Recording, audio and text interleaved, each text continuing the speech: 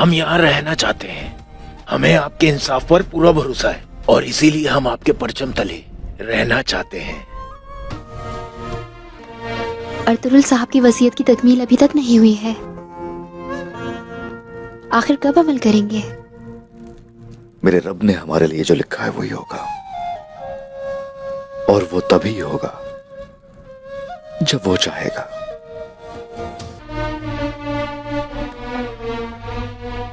अब आप मुसलमान हो गए हैं।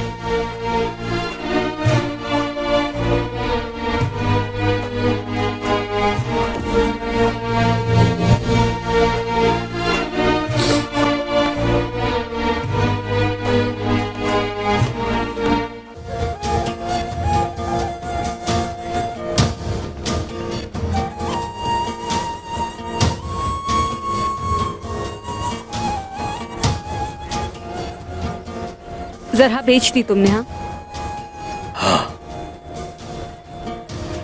निकोला गुस्से में है क्योंकि मैंने उसे धोखा दिया है। वो इंतकाम लेगा।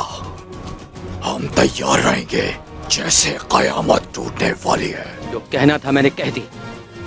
मुझे दुश्मन पर हमला करने के लिए किसी की इजाजत की जरूरत नहीं है।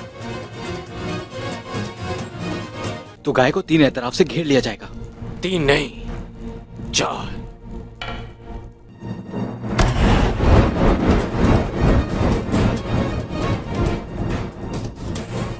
अगर आप अपनी मर्जी चलाएंगे, मेरा खेल बर्बाद हो जाएगा,